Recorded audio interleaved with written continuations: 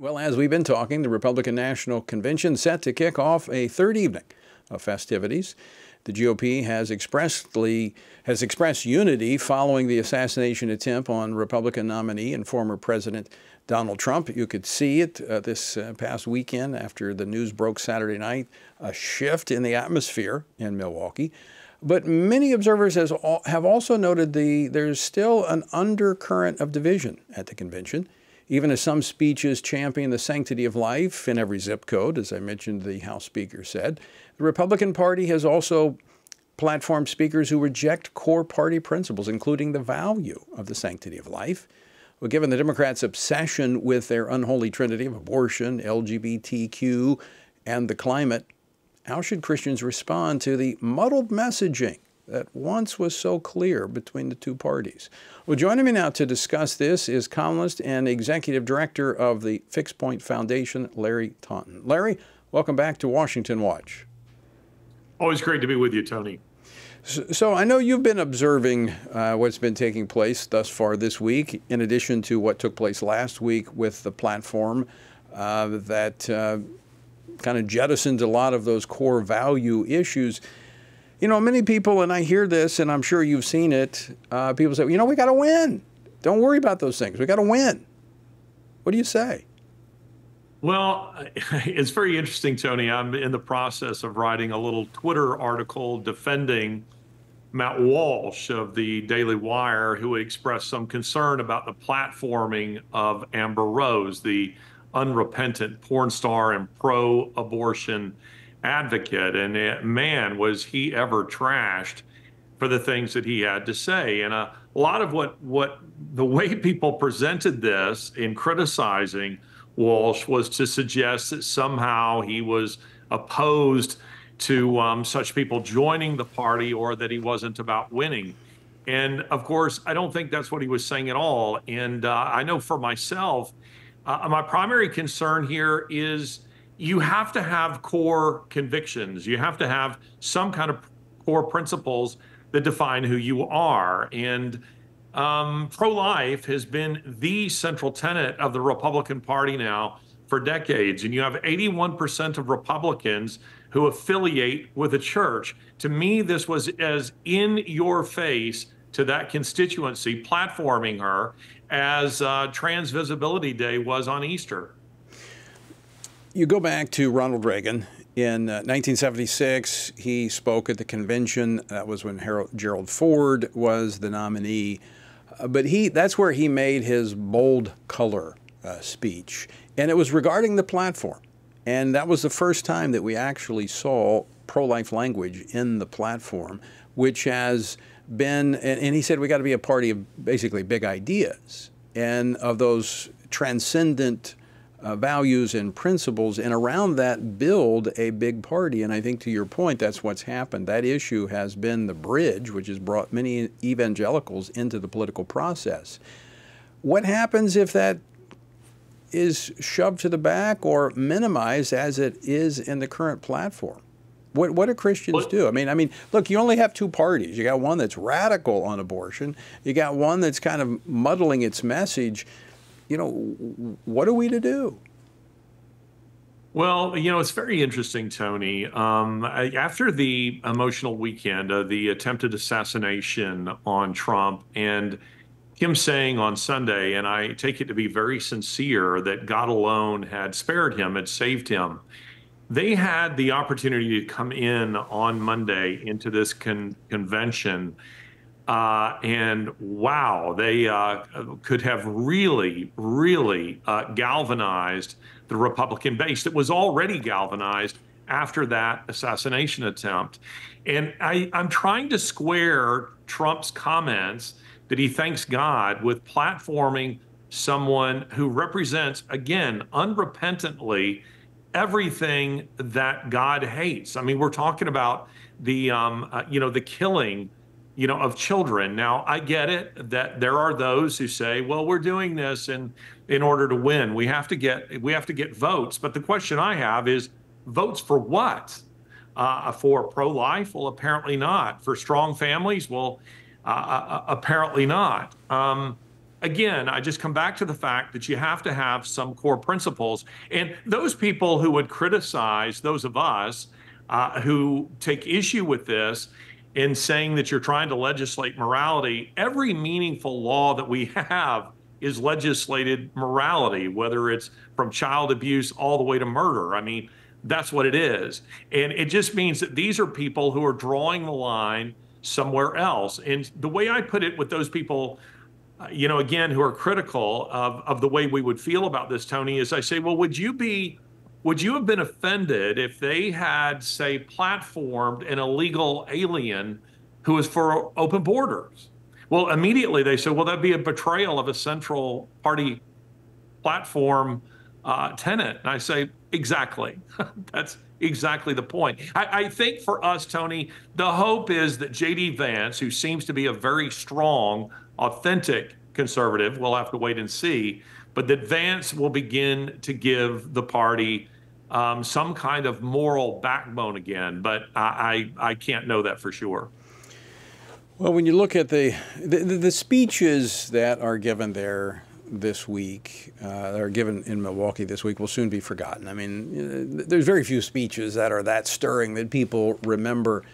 But the written word endures. You're an author. You're a columnist. You write. I do more talking than I do writing. Sometimes these clips will live on for a couple of days, but books, statements of principle, they live on. They're enduring. My bigger concern, and I know some people are getting tired of me talking about it, but I go back to what you said a moment ago, and that is the principles. What is the party building on? Well, those were jettisoned in this year's platform.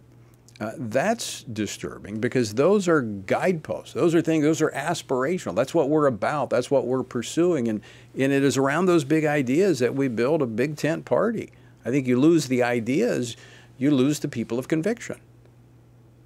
Yeah, I agree with you wholeheartedly, Tony. Again, I think we would both want to clarify, we're not talking about what people do in private. I mean, we're not talking about trying to make the Republican Party a church. We all get it. Part of my argument in supporting Trump has been that, he's not my pastor. He's not a priest. That's not what we've elected him to do. But it strikes me as odd that you would, in such an in-your-face manner, or is it that you're just this tone deaf, that those people who elected you in 2016, that you would turn around and you would do something that is offensive like this? And what that tells me is that the Trump campaign has decided they have the conservative evangelical vote no matter what. And they might be right about that, but that they have it no matter what. And therefore, they can move the party to the center. I don't know if you saw it today, Tony, but Eric Trump basically said that's where his father always was. He never had any real problem with abortion or with homosexuality. That is, that the party was punting, in effect, on the idea of marriage. After seeing those comments today, I'm left wondering, well, what exactly does the Republican Party stand for, morally speaking? Well, let me play a clip from Eric. I do have a clip that I played earlier in the program where he was asked on NBC News about the changes, the priority changes, the platform changes. Play clip number 8. I'm proud of the party. I mean, listen, at the end of the day, this country has real holes in the roof, and you've got to fix those holes, and you've got to stop worrying about the little, spot on the wall in the basement. You've got to fix those holes. And he goes on to talk about the holes being immigration, being the economy, and I'm left to believe that the spot on the wall is the sanctity of human life, marriage, and family. I think many of us who are what we call sage cons, spiritually active, governance engaged conservatives, who are involved in public policy because of our faith, would take issue with that. Yeah, exactly. I mean, he's right. We do have holes in the roof. Globalism is a hole in the roof. The rising threat of Marxism. These are holes in the roof. But I'm also concerned with the holes in the ground, not spots on the wall. And the holes in the ground are the unborn that we are annihilating. And for me, For me, Tony, I think there's such a golden opportunity here for the Republican Party to say, we are the party, we are the pro-human, pro-child party, because Democrats have become so vile. They're not just anti-child, they're anti-human. All of their policies are fundamentally human hating. And what an opportunity for Republicans to say, you know what, we're pro-human, we're pro-child, we love children. Come to us, join us in our pro-human crusade as we make life better for people in this country. What a message that would resonate with people across not just Republicans, not just with standard conservatives, but I think that there's a lot of people who are recognizing the anti-human nature of the global left. Democrats are, of course, leading the way. But instead, what they've done is they've decided, you know what? Well, apparently there's a big porn voter base that we need to attract. And so let's bring in one of their big stars to speak here and to see if we can't attract those people to vote for us. I mean, it's vile. I think you touched on something a moment ago when you talk about Eric and Don Jr. is they were not visible in the 2016 election. They were not that involved in that campaign. They have taken a very influential role even in the pick of the VP of J.D. Vance. So it is clear that they do not align on many of these issues. The question is going to be, will the Republican Party realize that they've got to keep that large percentage of their base, evangelical voters, engaged and motivated? Look, you're not going to have. I've heard this multiple times. This wouldn't be the first campaign going back to Romney when he ran for president, McCain. You know, where are your people going to go? Are they going to go vote for a Democrat? No, they're not.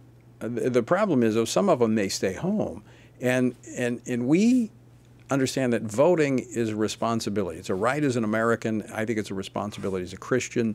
We've got to clearly vote for the candidates that are most clearly aligned with biblical truth. But at the same time, we can voice concern and opposition to the policy positions that those candidates we support are taking.